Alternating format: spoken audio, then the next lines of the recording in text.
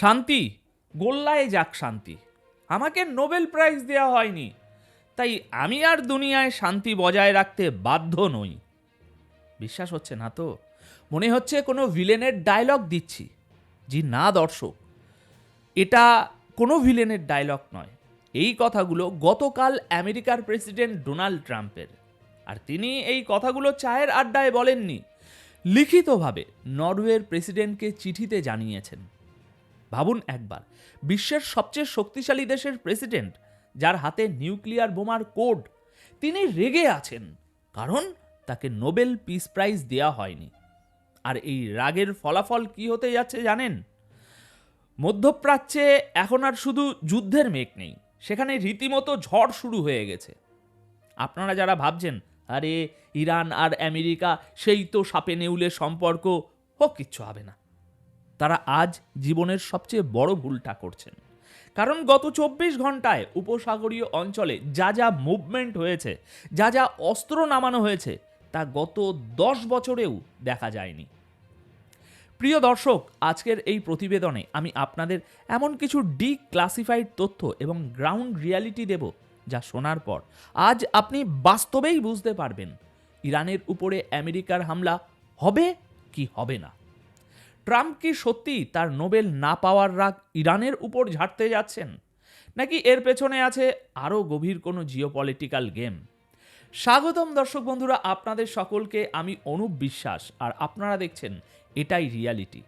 দেখুন, একটা কথা আমি বারবার বলি, পলিটিক্সে একটা কথা আছে, watch the hands not the mouth. মানে রাজনীতিবিদরা মুখে কি বলছে সেটা দেখার চেয়ে জরুরি হলো তারা হাতে কি করছে। ট্রাম্প মুখে বলছেন তিনি নোবেল পাননি বলে রেগে আছেন, কিন্তু তার মিলিটারি বা পেন্টাগন আসলে কি করছে সেটাই আসল দেখার বিষয়। খবরটা খুব সাবধানে বাছবিচার করে আপনাদের দিচ্ছি। এই মুহূর্তে আমার হাতে যে তথ্য আছে সেই অনুযায়ী গতকাল 19শে জানুয়ারি এই খবর পুরো পশ্চিমা বিশ্বকে কাঁপিয়ে দিয়েছে। দাবি করা হচ্ছে এবং প্রমাণ দেওয়া হয়েছে যে আমেরিকা গালফ বা উপসাগরীয় দেশগুলোতে তাদের প্যাট্রিয়ট মিসাইল সিস্টেম নূতন করে মোতায়েন করা শুরু করেছে। এখন হয়তো আপনারা প্রশ্ন করবেন, ভাই প্যাট্রিয়ট তো ডিফেন্স সিস্টেম, মানে আত্মরক্ষার জন্য, এতে ভয়ের কি আছে? ভাই রে ভাই, এখানেই তো আসল খেলা। যুদ্ধের নিয়ম হলো, আপনি যখন কাউকে চড় মারার পরিকল্পনা করেন তখন আগে নিজের গালটা হেলমেট দিয়ে ঢেকে নেন, কারণ আপনি জানেন পাল্টা চড় আসবেই। আমেরিকা যখন তাদের মিত্র দেশগুলোতে, যেমন সৌদি আরব, জর্ডান বা আরব আমিরাত, সেখানে এই অ্যান্টি মিসাইল শিল্ড বসাচ্ছে, এর সোজা অর্থ হলো আমেরিকা অ্যাটাক করবে এবং তারা জানে ইরানও চুপ থাকবে না। ইরান পাল্টা ব্যালিস্টিক মিসাইল মারবে, আর সেই পাল্টা মার ঠেকানোর জন্যই এই আগাম প্রস্তুতি। মানে সোজা বাংলায় চিত্রনাট্য লেখা শেষ, এখন শুধু অ্যাকশন বলার অপেক্ষা। কিন্তু দাঁড়ান, শক খাওয়া এখনো বাকি আছে। শুধু মিসাইল ডিফেন্স নয়, গতকাল 19শে জানুয়ারি আন্তর্জাতিক গণমাধ্যমের রিপোর্ট অনুযায়ী আমেরিকার দানবীয় বিমান C-17 গ্লোব মাস্টার এখন ঝাঁকে ঝাঁকে মিডল ইস্টে ল্যান্ড করছে। দর্শক, C-17 গ্লোব মাস্টার কোনো সাধারণ বিমান নয়, একে বলা হয় লজিস্টিক বিস্ট। এর পেটের ভেতর আস্ত একটা ছোটোখাটো সেনাবাহিনী, ট্যাঙ্ক এবং ভারী অস্ত্রশস্ত্র এঁটে যায়। 1,70,000 পাউন্ড ওজন নিয়ে এটা যে কোনো ছোটোখাটো রানওয়েতে নামতে পারে। ফ্লাইট ট্র্যাকিং ডেটা বলছে এই বিমানগুলো ব্রিটেন থেকে উড়ে ভূমধ্যসাগর হয়ে সোজা মধ্যপ্রাচ্যের আমেরিকান বেসগুলোতে ঢুকছে। আমার প্রশ্ন হলো, কেন? জুন 2025-এ যে ছোটোখাটো হামলা হয়েছিল তার জন্য তো এত আয়োজনের দরকার ছিল না, বা আমরা দেখিনি। তার মানে কি এবারের টার্গেট শুধু ইরানের কোনো র্যাডার স্টেশন নয়, এবার কি টার্গেট খোদ ইরানের শাসন ব্যবস্থা? আসুন একটু লজিক দিয়ে বুঝি, আবেগের কথা পরে হবে। দেখুন, আমেরিকা জুন মাসে একটা হামলা করেছিল, মনে আছে? সেটা ছিল একটা ট্রেলার, কিন্তু এবার যে লজিস্টিক বা এই যে রসদ জড়ো করা হচ্ছে তা দেখে মনে হচ্ছে এবার পুরো সিনেমা রিলিজ হবে। ডোনাল্ড ট্রাম্প দুদিন আগেই বলেছেন ইরানের সুপ্রিম লিডার আয়াতুল্লাহ খামেনি একজন অসুস্থ মানুষ এবং ইরানে এখন পরিবর্তন দরকার। এখানে শব্দগুলো খেয়াল করুন, অসুস্থ মানুষ, পরিবর্তন দরকার। আন্তর্জাতিক রাজনীতিতে যখন কোনো আমেরিকান প্রেসিডেন্ট কোনো দেশের নাম করে পরিবর্তন শব্দটা ব্যবহার করেন, তার মানে তারা সেই দেশের সরকারকে উপড়ে ফেলার পরিকল্পনা করে ফেলেছে এবং এখন অ্যাকশনে আসবে। এখন ইরানের দিক থেকে পরিস্থিতিটা ভাবুন। ইরানের প্রেসিডেন্ট মাসুদ পেজিশিয়ান, যিনি সাধারণত খুব মেপে কথা বলেন, তিনিও গতকাল একটা ভয়ানক ওয়ার্নিং দিয়েছে, কিন্তু সেই বিস্তারিত প্রতিবেদন আমি আপনাদের গতকালই দিয়েছি। তিনি বলেছেন যদি আয়াতুল্লাহ খামেনির উপর কোনো আক্রমণ বা হামলা হয় তবে এটা আর শুধু সরকারের যুদ্ধ থাকবে না, এটা হবে পুরো ইরানি জাতির যুদ্ধ, ফুল ফ্লেজড ওয়ার। মানে সমীকরণটা খুব পরিষ্কার, একদিকে ট্রাম্পের ইগো এবং নোবেল না পাওয়ার ক্ষোভ, অন্যদিকে ইরানের অস্তিত্ব রক্ষার লড়াই। অনেকে আমাকে কমেন্টে বলেন, ভাই আমেরিকা তো সুপার পাওয়ার, এক তুড়িতে ইরানকে উড়িয়ে দেবে। তাদের জন্য বলি, প্লিজ এই হলিউড মুভির ধারণা থেকে বেরিয়ে আসুন আপনারা, কারণ গ্রাউন্ড রিয়ালিটি ভিন্ন। ইরান ইরাক নয়, ইরান আফগানিস্তানও নয়। ইরানের কাছে এমন সব মিসাইল টেকনোলজি আছে যা পুরো মধ্যপ্রাচ্যকে, একটা দুটো বেশ না, পুরো মধ্যপ্রাচ্যকে জ্বালিয়ে দিতে পারে। আর ঠিক এই কারণেই আমেরিকা ইসরায়েলকে বলির পাঠা বানাচ্ছে কিনা সেটাও একটা প্রশ্ন। কারণ ইরান যদি পাল্টা মারে তবে সবার আগে মার খাবে ইসরায়েল। ট্রাম্পের এই যুদ্ধের নেশা কি ইসরায়েলকে সবচেয়ে বড় ঝুঁকির মুখে ফেলছে না? আচ্ছা, ট্রাম্পের সেই চিঠির কথায় আবার ফিরে আসি।